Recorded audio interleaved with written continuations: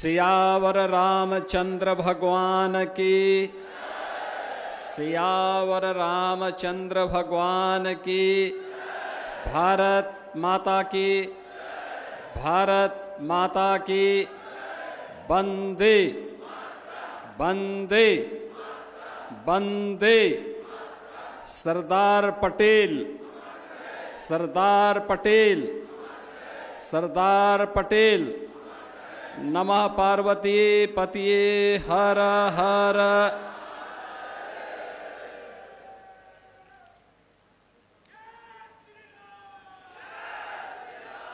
जनपद बाराबंकी के कुर्सी विधानसभा क्षेत्र की राष्ट्रीय एकता यात्रा के शुभारंभ के अवसर पर आयोजित आज के इस कार्यक्रम में प्रदेश सरकार में मंत्रिमंडल के मेरे सहयोगी, प्रदेश के खाद्य और रसद विभाग के राज्य मंत्री श्री सतीश चंद्र शर्मा जी, कुर्सी के लोकप्रिय विधायक श्री साकेंद्र प्रताप वर्मा जी, जिला पंचायत अध्यक्ष श्रीमती राजरानी रावत जी, विधान परिषद सदस्य श्री इंजीनियर अवनीश कुमार सिंह जी, विधान परिषद सदस्य उमेश द्विवेदी जी, माननीय विधायक हैदरगढ़ श्री दिनेश रावत जी, अध्यक्ष अनुसूचित जाति जनजाति आयोग श्री बैजनाथ रावत जी,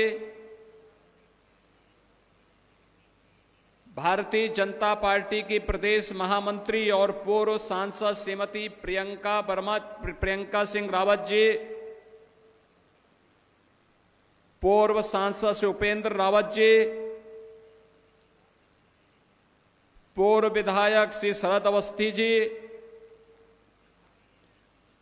विधान परिषद के पूर्व सदस्य हरगोविंद सिंह जी, आज के इस कार्यक्रम में उपस्थित भारतीय जनता पार्टी के क्षेत्रीय अध्यक्ष श्री कमलेश मिश्र जी, भारतीय जनता पार्टी के जिला के अध्यक्ष श्री अरविंद मौर्य जी, पूर्व जिलाध्यक्ष श्री अवधेश श्रीवास्तव जी, संतोष सिंह जी, शशांक कुसमेश जी, मंच पर उपस्थित श्रीमती राम कुमारी मौर्य जी, अम्बरीश रावत जी, शील रतन मिहिर जी,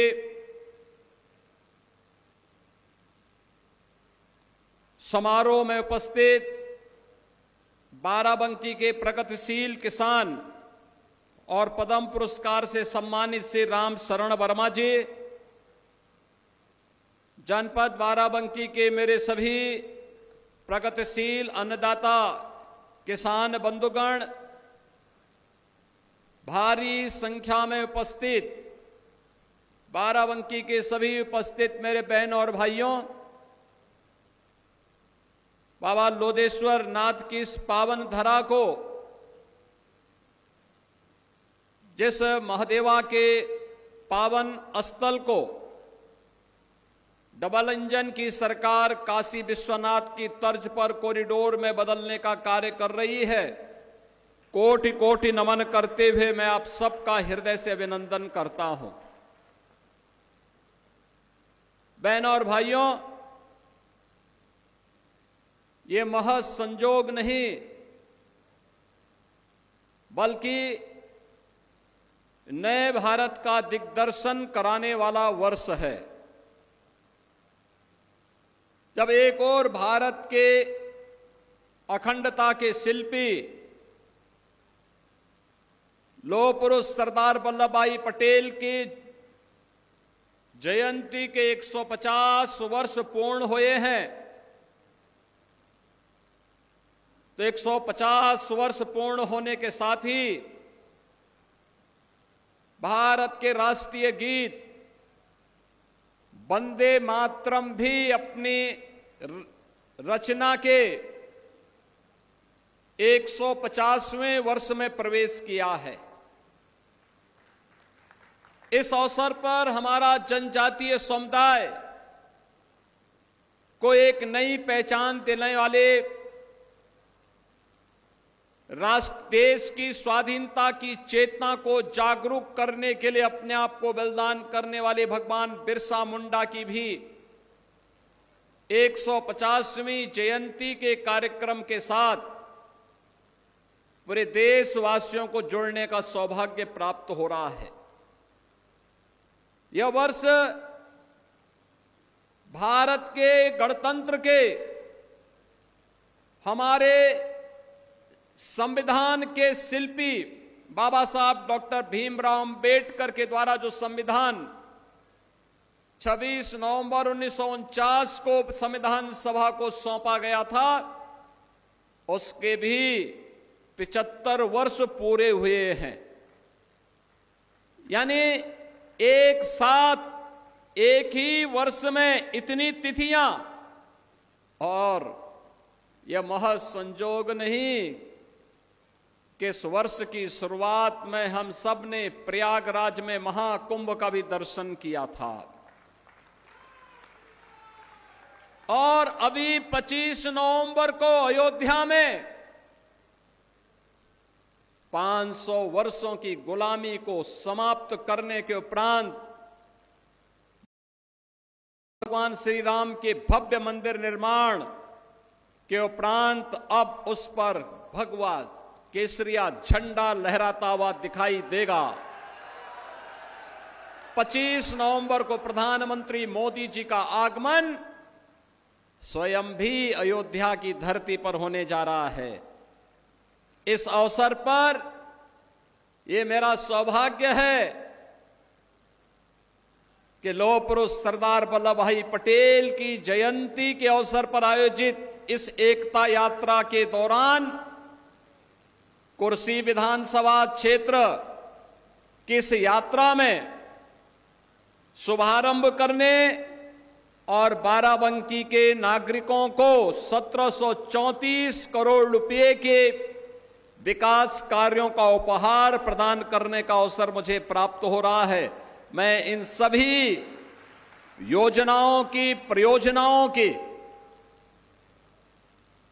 प्रयास के लिए मंचस्थ जनप्रतिनिधियों को, यहां के विधायक, यहां के जिला पंचायत अध्यक्ष, विधान परिषद सदस्य और अन्य सभी जनप्रतिनिधियों को हृदय से धन्यवाद देते हुए पूरे बाराबंकी वासियों को मैं इन सभी परियोजनाओं की बधाई देता हूं, अपनी शुभकामनाएं भी देता हूं। बहनों और भाइयों, जब हम स्वतंत्र भारत की बात करते हैं, हमें भूलना नहीं चाहिए कि ब्रिटिशर नहीं चाहते थे कि भारत एक रहे,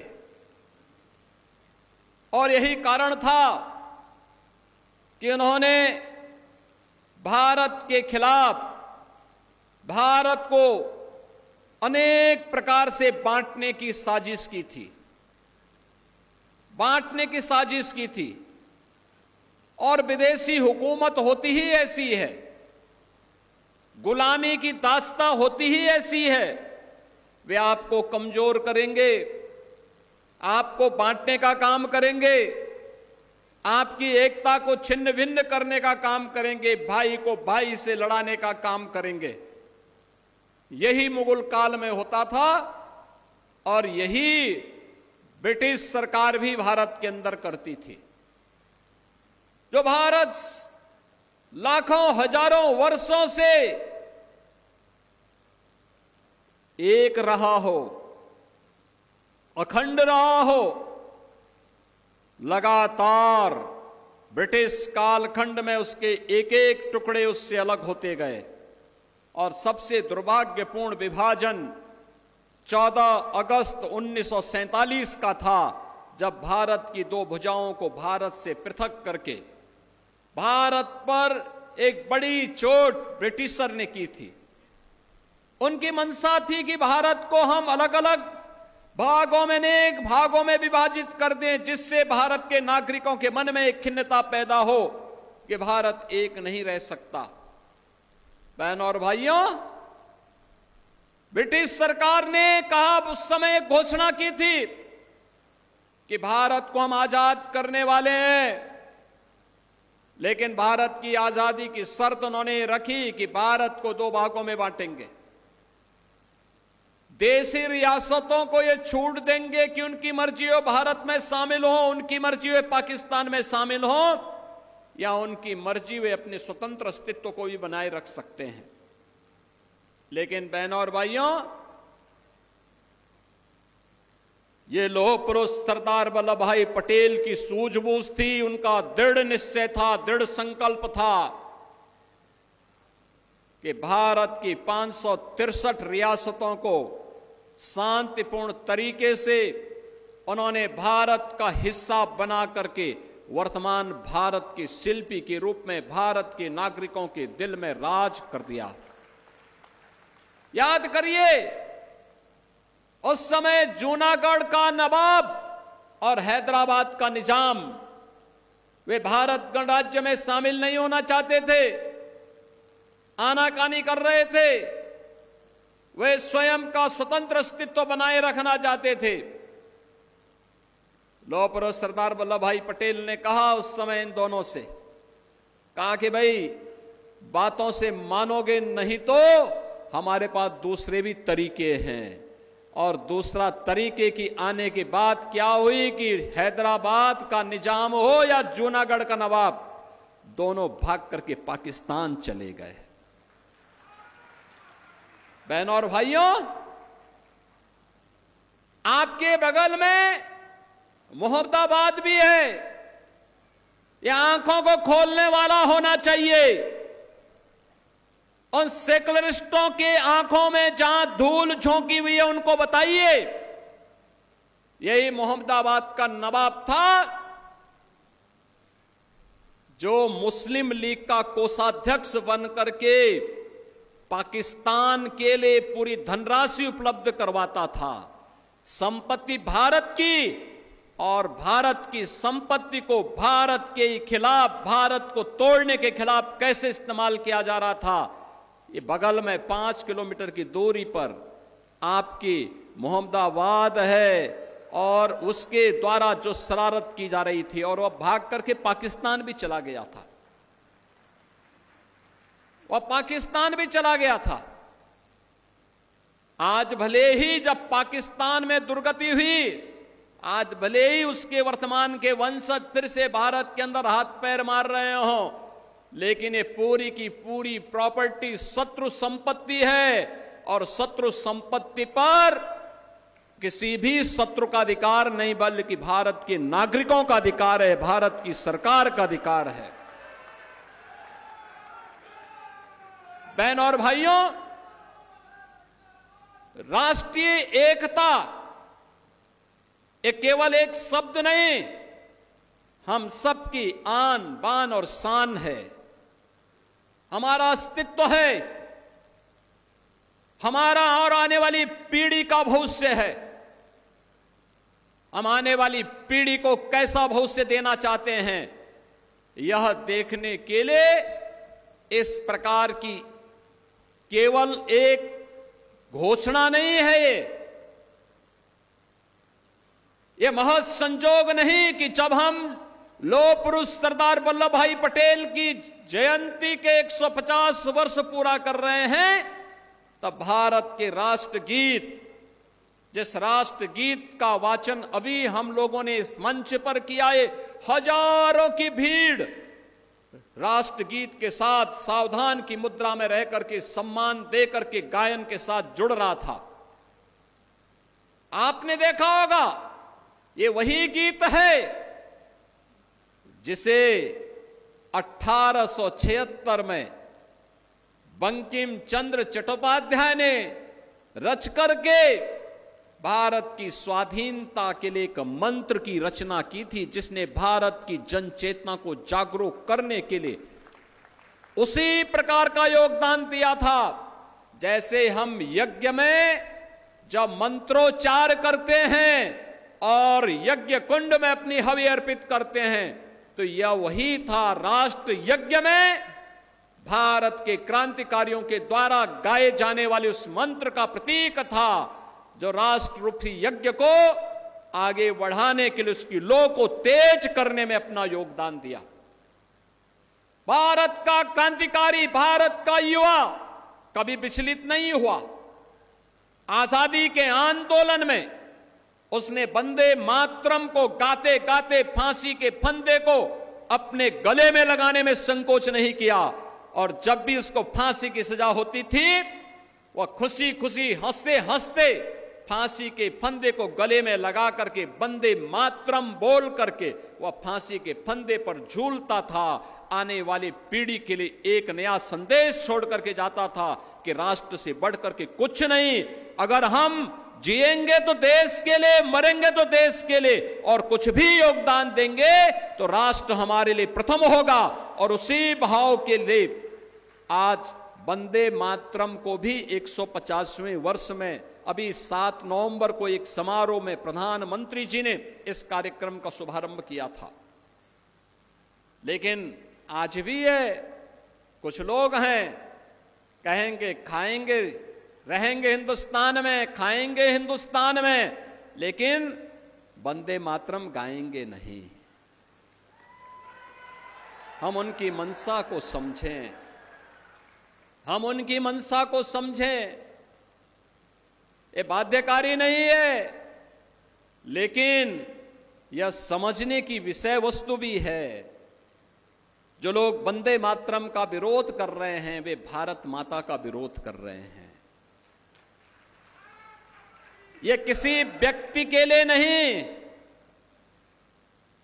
यह वंदे मातरम राष्ट्रीय गीत किसी व्यक्ति, किसी जाति, किसी क्षेत्र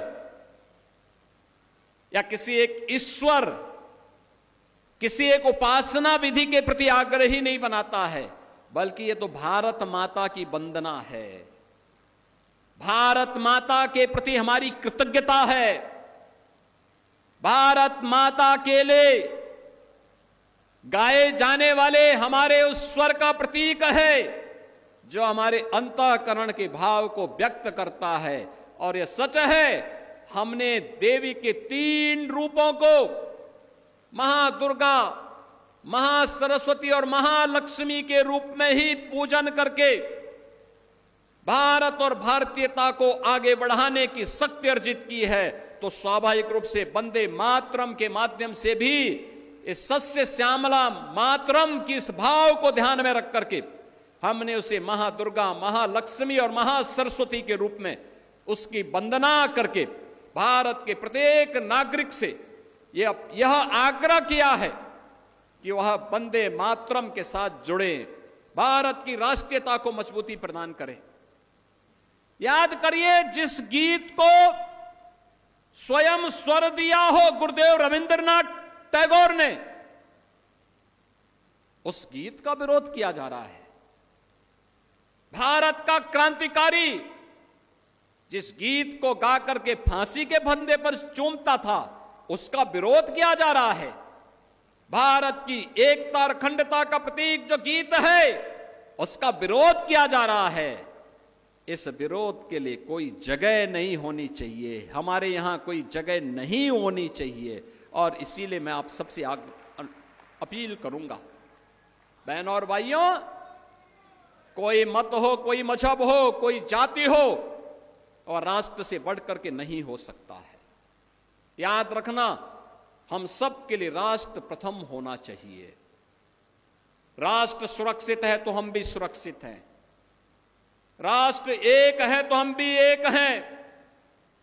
राष्ट्रीय एकता के मार्ग में सबसे बड़ी बाधा यही है, जो वंदे मातरम के मार्ग में बाधा है, यही बाधा है। और इनको पहचानो, इन चेहरों को पहचानो, जो शासकीय योजना में हड़पने की होड़ में पहली लाइन में खड़े होते हैं, लेकिन जब वंदे मातरम गाने की बात होती है तो कहते हैं कि नहीं, हम नहीं गाएंगे। बहन और भाइयों, मैं तो आप सबसे कहूंगा, हमें राष्ट्रीय एकता के मार्ग की इन बाधाओं को दूर करना होगा। ये जातिवाद की राजनीति, परिवारवाद की राजनीति, क्षेत्रवाद की राजनीति, मत और मजहब के नाम पर विभाजन, समाज में किसी भी प्रकार की उस दुष्प्रवृत्ति को जो भाई को भाई से लड़ाने की, जाति को जाति के साथ लड़ाने की, एक क्षेत्र को दूसरे क्षेत्र से लड़ाने की, किसी दुराभिसंधि पर आधारित हो, उसको कतई हमें स्वीकार नहीं करना चाहिए, कतई स्वीकार नहीं करना चाहिए। याद करना, यह देश का इतिहास इस बात का गवाह है और मैं बार बार इस बात को कहता हूं। ये जो देश गुलाम हुआ, ये ऐसे ही नहीं गुलाम हो गया था। पहले इस देश में आकर के विदेशी ताकतों ने, विदेशी विधर्मियों ने इस देश में आकर के पहले हमें आपस में लड़ाने का काम किया था, जाति को जाति से लड़ाने का काम किया था, जातीय सेनाएं खड़ी की थी।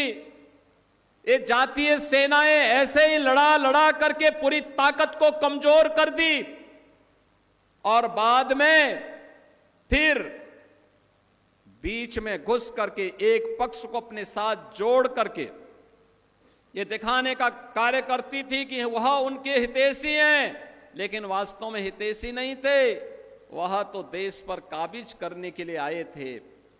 बहन और भाइयों, इतिहास केवल पढ़ने की नहीं, आत्मावलोकन का एक अवसर भी हम सबको देता है। इतिहास की गलतियों का परिमार्जन जितनी जल्दी हो सके हमें करना चाहिए और इतिहास के गौरवशाली क्षणों से प्रेरणा प्राप्त करके आगे के भविष्य को स्वच्छ और सुंदर बनाने में हमें योगदान देना चाहिए। और इसीलिए हम सब आज आपके बीच में आए हैं।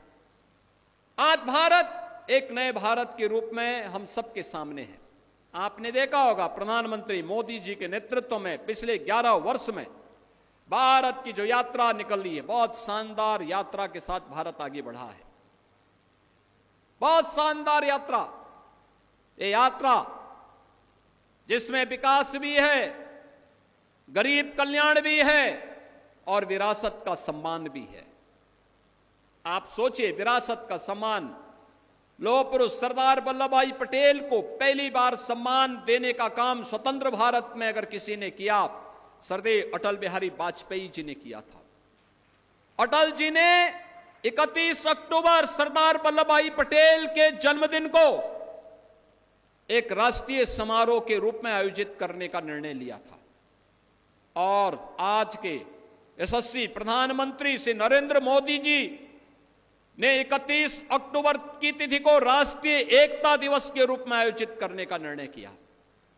आपने देखा होगा, 31 अक्टूबर को प्रत्येक जनपद में रन फॉर यूनिटी का कार्यक्रम हुआ, यानी राष्ट्रीय एकता दौड़ का कार्यक्रम। हजारों की संख्या में लोग प्रत्येक जिला मुख्यालय में इस राष्ट्रीय एकता दौड़ के साथ जुड़े थे। और यही नहीं, अगर दुनिया की सबसे बड़ी प्रतिमा किसी की लगी है तो भारत के लौह पुरुष सरदार वल्लभ भाई पटेल की दुनिया की सबसे बड़ी प्रतिमा है, वह है केवड़िया गुजरात में। सबसे बड़ी प्रतिमा है दुनिया की। एक वीरान जगह को टूरिज्म का दुनिया का सबसे बेहतरीन केंद्र के रूप में स्थापित करने का काम अगर किसी ने किया है तो प्रधानमंत्री मोदी जी ने किया है। और राष्ट्र नायकों को कैसे सम्मान दिया जाना चाहिए, यह मोदी जी ने किया है। लौह पुरुष सरदार वल्लभ भाई पटेल, कांग्रेस तो चाहती भी नहीं थी कि लौह पुरुष को सम्मान मिले। याद करिए, जब देश के अंदर आजादी का आंदोलन चल रहा था, प्रधानमंत्री की कुर्सी पर कौन जाएगा, 15 राज्यों से प्रस्ताव मांगे गए थे। 14 राज्यों ने प्रस्ताव दिया था लौह पुरुष सरदार वल्लभ भाई पटेल के नाम का, लेकिन सरदार वल्लभ भाई पटेल को नहीं बनने दिया गया। बहन और भाइयों, ये लोग लोह पुरुष को क्या सम्मान दे पाते हैं, क्या सम्मान दे पाते हैं। लेकिन लोह पुरुष सरदार वल्लभ भाई पटेल को उनके विराट व्यक्तित्व के अनुरूप सम्मान देने का काम अगर किसी ने किया है, ये प्रधानमंत्री मोदी जी ने किया है, भारतीय जनता पार्टी ने किया है। बाबा साहब भीमराव अंबेडकर को सही मायने में सम्मान देने का काम किसी ने किया है तो यह भारतीय जनता पार्टी और प्रधानमंत्री मोदी जी ने किया है।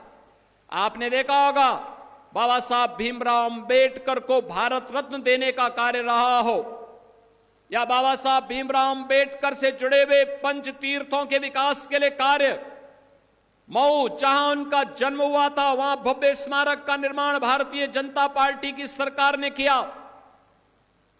बाबा साहब ने इंग्लैंड में उच्च शिक्षा जिस भवन में रहकर के अर्जित की थी, उस भवन में जब ब्रिटिश सरकार उसको बेच रही थी तो भारत से प्रधानमंत्री मोदी जी ने टीम भेज करके उस भवन को खरीदा। उस भवन में बाबा साहब भीमराव अंबेडकर की स्मारक बनाने के साथ ही अनुसूचित जाति जनजाति के छात्रों को उच्च शिक्षा के लिए एक शोध केंद्र के रूप में से विकसित करने का काम भी इंग्लैंड की धरती पर किया है। बहनों और भाइयों, बाबा साहब भीमराव अंबेडकर ने दिल्ली में रह करके अपना सार्वजनिक जीवन जिस भवन में रह करके व्यतीत किया था, उस भवन में रह करके उस भवन को बाबा साहब भीमराव अंबेडकर के इंटरनेशनल सेंटर के रूप में विकसित करने का काम प्रधानमंत्री मोदी जी ने किया। बाबा साहब ने नागपुर में जहां दीक्षा ली थी, दीक्षा भूमि में बाबा साहब भीमराव अंबेडकर का भव्य स्मारक बनाने का कार्य हो, या उनकी अंतिम यात्रा जिस मुंबई में निकली थी वहां पर चैत्य भूमि पर भव्य स्मारक और बाबा साहब की सबसे बड़ी प्रतिमा की स्थापना का काम भी मोदी जी के नेतृत्व और मार्गदर्शन में महाराष्ट्र के अंदर हुआ है। बहनों और भाइयों, ये पंच तीर्थ का निर्माण अगर किसी ने किया है, प्रधानमंत्री मोदी जी के नेतृत्व में भारतीय जनता पार्टी की सरकारों ने किया है। यही नहीं, विरासत का सम्मान कैसे होना चाहिए। काशी में काशी विश्वनाथ धाम और 500 वर्षों के बाद अयोध्या में रामलला के भव्य मंदिर के निर्माण का मार्ग प्रशस्त करने का काम भी अगर किसी ने किया है, ये मोदी जी ने किया है। ये काम भी मोदी जी ने किया है। नैमिषारण्य, इसकी पौराणिक पहचान को फिर से स्थापित करने का काम हो रहा है। ये डबल इंजन की भाजपा की सरकार कर रही है। देवा शरीफ में यहां पर हो या महादेवा को भव्य स्वरूप देने का काम हो, यह काम भी हमने किया है। यह भी डबल इंजन की सरकार कर रही है। लोधेश्वर महादेव में कॉरिडोर का निर्माण और काशी की तर्ज पर ऐसे गोला गोकर्णनाथ में भी वहां पर कॉरिडोर के निर्माण का काम भी अगर कोई कर रहा है तो डबल इंजन की सरकार कर रही है। बहनों और भाइयों, मथुरा, वृंदावन, बरसाना, गोकुल, बलदेव, गोवर्धन, इन तीर्थों के विकास का कार्य भी डबल इंजन की सरकार कर रही है। और पश्चिमी उत्तर प्रदेश में भागवत भूमि के रूप में जाने जाना वाला सुख तीर्थ हो या फिर विदुर कुटी, इन सब के विकास के लिए पूरा महादेव में एक भव्य स्थल कॉरिडोर बनाने का काम भी वहां पर भी ये डबल इंजन की सरकार कर रही है। आज उत्तर प्रदेश विरासत के सम्मान को भी आगे बढ़ा रही है और विकास के लिए भी पूरी प्रतिबद्धता के साथ कार्य करते हुए आगे बढ़ रही है। और बहनों और भाइयों, विरासत का सम्मान कैसे होना चाहिए? अगर महादेवा का विकास हो रहा है तो हॉकी के लिए अपना पूरा जीवन समर्पित करने वाले इस बाराबंकी के ही लाल केडी सिंह बाबू की हवेली को भी एक भव्य म्यूजियम के रूप में विकसित करने का काम यह भी हमारी सरकार यहां पर कर रही है। बहनों और भाइयों, यही नहीं, इस धरती पर अनेक ऐसे महापुरुषों ने जन्म लिया है जिन्होंने देश की आजादी के लिए अपना पूरा का पूरा जीवन समर्पित भाव के साथ काम किया। और बाराबंकी के लिए अभी जीएसटी जो रिफॉर्म हुए हैं, खास तौर पर यहां के अन्नदाता किसानों के लिए, जो लोग यहां पे मेल्था का उत्पादन करते हैं, उनके लिए खुशखबरी कि जो सिंथेटिक मेल्था होता है उस पर तो जीएसटी आज भी 18% रहेगी, लेकिन अन्नदाता किसान जो उत्पादन करेंगे उस पे 18 से घटा करके 5% मात्र किया गया है जीएसटी, जिससे अन्नदाता किसान को लाभ हो सके। प्रधानमंत्री मोदी जी ने इस कार्य को आगे बढ़ाया है। यहां के प्रगतिशील अन्नदाता किसानों को मैं अभिनंदन करता हूं। मैं जब पद्म पुरस्कार से सम्मानित श्री राम शरण वर्मा जी की मेहनत को देखता हूं, यहां के अन्नदाता किसानों की मेहनत को देखता हूं, तो मुझे अत्यंत अच्छा लगता है कि कैसे यहां पर लोगों ने अच्छा काम किया है। जैसे यहां पे संदीप वर्मा है, श्री मोहिद्दीन हैं, निमित सिंह हैं, इन लोगों ने अलग अलग क्षेत्रों में यहां पर खेती किसानी के लिए कैसे प्रगतिशील किसान के रूप में यह लोगों के लिए प्रेरणा बन सकते हैं। बाराबंकी के हमारे उत्कृष्ट किसानों ने इस दिशा में अच्छा कार्य किया है। और एफपीओ के माध्यम से भी कैसे हम अन्नदाता किसानों के जीवन में परिवर्तन लाने का काम कर सकते हैं, यह भी आज बाराबंकी के अंदर हम सबको देखने को मिल रहा है। यहां का औद्योगिक विकास हो, आपके मन में भी हो और हमारे मन में भी है, और इसीलिए हम लोगों ने राम स्नेही घाट के पास ग्राम कंदही में यहां पर 232 एकड़ क्षेत्रफल में एक औद्योगिक क्षेत्र के विकास का कार्य हम लोग करने जा रहे हैं। बहुत बड़ा इंडस्ट्रियल एरिया यहां पर हम लोग करने जा रहे हैं। बहनों और भाइयों, इसके साथ ही दिनेश रावत जो हैदरगढ़ के हमारे विधायक हैं, इनके विधानसभा क्षेत्र में तहसील हैदरगढ़ में पूर्वांचल एक्सप्रेस वे के निकट 220 हेक्टेयर में हम लोग एक इंडस्ट्रियल कॉरिडोर के विकास का कार्य वहां पर तेजी के साथ आगे बढ़ाने जा रहे हैं। बहनों और भाइयों, प्रगतिशील अन्नदाता किसान और इंडस्ट्री के लिए इन्वेस्टमेंट एक साथ आएगा तो यहां की आमदनी भी बढ़ेगी और रोजगार का सृजन भी उसी क्षेत्र में होगा।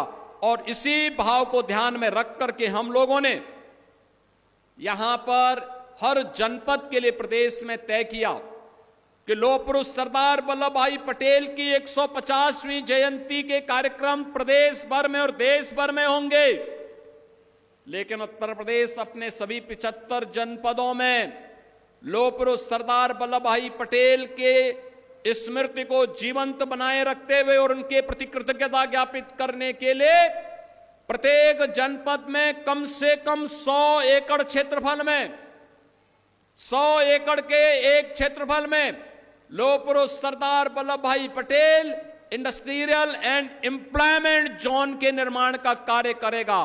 कोई भी नौजवान अगर वहां पे अपनी इंडस्ट्री लगाना चाहता है या फिर वहां पर उसको एम्प्लॉयमेंट की आवश्यकता है, स्किल डेवलपमेंट भी वहीं होगा और उसका रजिस्ट्रेशन भी होगा और उसके लिए जॉब की गारंटी भी उसी जनपद में देने का काम कोई करेगा तो डबल इंजन की सरकार करेगी और इसी कार्य को हम लोग आगे बढ़ाने का कार्य करने जा रहे हैं। बहनों और भाइयों, आज डबल इंजन की सरकार प्रत्येक क्षेत्र में विकास का कार्य कर रही है। इंफ्रास्ट्रक्चर डेवलपमेंट में उत्तर प्रदेश की गति को आपने देखा होगा। आज से 8 वर्ष पहले इंफ्रास्ट्रक्चर में हम लोग कहां थे? कहीं नहीं थे। यूपी पिछड़ा हुआ राज्य, बीमारू राज्य माना जाता था। पहचान का संकट था। ये परिवारवाद और जातिवाद की राजनीति करने वालों ने नौजवानों के जीवन में खिलवाड़ किया था। प्रकृति और परमात्मा के सीम कृपा के इस प्रदेश को बीमारू बना दिया था। इस प्रदेश में अन्नदाता किसान जो अपनी धरती से सोना उगलने का काम करता है, उस अन्नदाता किसान को उसने भूखमरी की ओर धकेल करके आत्महत्या करने के लिए मजबूर कर दिया था। लेकिन बहनों और भाइयों, अब तो हमारा अन्नदाता किसान कई गुना मुनाफा कमाने का काम कर रहा है। आज प्रधानमंत्री किसान सम्मान निधि का लाभ भी उसे प्राप्त हो रहा है और साथ साथ नौजवान को रोजगार की गारंटी भी अपने ही जनपद में या अपने ही प्रदेश में प्राप्त हो रही है। इंफ्रास्ट्रक्चर सड़क का हो, एयर का हो, रेलवे का हो या इनलैंड वाटरवे का, इन सब पर तेजी के साथ कार्य चल रहा है। मेट्रो तेजी के साथ विकसित हुई है। देश का पहला इनलैंड वाटरवे उत्तर प्रदेश में, देश की पहली रैपिड रेल उत्तर प्रदेश के अंदर संचालित हो रही है। और अब तो हम लोगों ने उत्तर प्रदेश में स्पोर्ट्स यूनिवर्सिटी के भी निर्माण का कार्य आगे बढ़ा दिया है। पहला सत्र इस सत्र में प्रारंभ हो चुका है स्पोर्ट्स यूनिवर्सिटी का। आने वाले समय में 1 डिस्ट्रिक्ट 1 प्रोडक्ट को और उसके दायरे को बढ़ाने का काम सरकार कर रही है। बहनों और भाइयों, प्रत्येक क्षेत्र में जब विकास होगा वह समग्र विकास की दिशा से आगे बढ़ेगा और यही है विकसित भारत और विकसित उत्तर प्रदेश का राज। उत्तर प्रदेश आज एक नए भारत का नया उत्तर प्रदेश बन चुका है। अब उत्तर प्रदेश पर कोई संदेह नहीं करता है। हर व्यक्ति उत्तर प्रदेश को एक अच्छी निगाहों से देखता है। उसको लगता है उत्तर प्रदेश की जो संभावनाएं थी, उत्तर प्रदेश की जो सामर्थ्य थी, अब खुल करके सामने आई है। और उसी सामर्थ्य के लिए आपको जोड़ने के लिए आज मैं आपके बीच आया हूं। बाराबंकी के सभी नागरिकों से मेरी अपील होगी, याद करना, व्यक्तिगत रूप से भले ही हो सकता है, व्यक्तिगत रूप से किसी व्यक्ति के साथ कोई आपसी मनमुटाव हो सकता है, लेकिन राष्ट्रीय सुरक्षा और राष्ट्रीय एकता के मार्ग में कभी भी हमारी व्यक्तिगत दुश्मनी और मित्रता बाधा नहीं बननी चाहिए, कभी नहीं बननी चाहिए। जब भी राष्ट्रीय एकता की बात हो, हम सबको अपने मतभेदों से ऊपर उठ करके राष्ट्र के प्रति समर्पण और राष्ट्र प्रथम भाव के साथ अपने आप को एकता के सूत्र में बांधने के लिए, जिससे भारत एक बन सके, श्रेष्ठ बन सके और प्रधानमंत्री मोदी जी की मंशा के अनुरूप जब ये देश अपनी आजादी के 100 वर्ष पूरे कर रहा होगा, तब विकसित भारत के साथ साथ विकसित उत्तर प्रदेश, विकसित बाराबंकी के सपने को भी हम साकार कर सकें। ये प्रयास उसी दिशा में है। आज जो सड़क, पुल, पुलिया या फिर पेयजल और अन्य तमाम बाढ़ से जुड़ी हुई समस्या के समाधान के लिए आज जो लोकार्पण और शिलान्यास का कार्यक्रम 1734 करोड़ रुपए की लागत की है, ये इसी भाव के साथ आगे बढ़ाया जा रहा है। मैं इन सभी परियोजनाओं के लिए स्थानीय विधायकों को, स्थानीय जनप्रतिनिधियों को हृदय से धन्यवाद देता हूं। आप सभी बाराबंकी के नागरिकों को बधाई देता हूं और आपसे अपील करता हूं, कुर्सी विधानसभा क्षेत्र की ये राष्ट्रीय एकता यात्रा आज निकल रही है। लगभग 7 से लेकर 10 किलोमीटर की यात्रा होगी। यहां के माननीय विधायक और जिले के पदाधिकारियों के नेतृत्व में इस एकता यात्रा में अधिक से अधिक लोग पूरी शालीनता के साथ भारत माता की जय करते हुए सरदार पटेल अमर रहे के संकल्प के साथ आगे बढ़िए। विकास की सोड़ में हम पिछड़ने न पाएं, इस संकल्प के साथ विरासत और विकास को साथ साथ लेकर के चलेंगे। इस भाव के साथ हम निरंतर आगे बढ़ते रहेंगे। यही भाव हमारे मन में होना चाहिए और इसी भाव का आह्वान करने के लिए आज मैं आपके बीच यहां पर उपस्थित हुआ हूं। मैं एक बार फिर से आज के इस अवसर पर लौह पुरुष सरदार वल्लभ भाई पटेल की स्मृति को नमन करते हुए आप सभी को आज के इस अवसर पर हृदय से बधाई देता हूं, अपनी शुभकामनाएं देता हूं और विश्वास करता हूं कि हम राष्ट्रीय एकता को मजबूती प्रदान करते हुए अपने इस अभियान को निरंतरता देते रहेंगे। आप सबके प्रति मेरी मंगलमय शुभकामनाएं हैं। धन्यवाद। जय हिंद।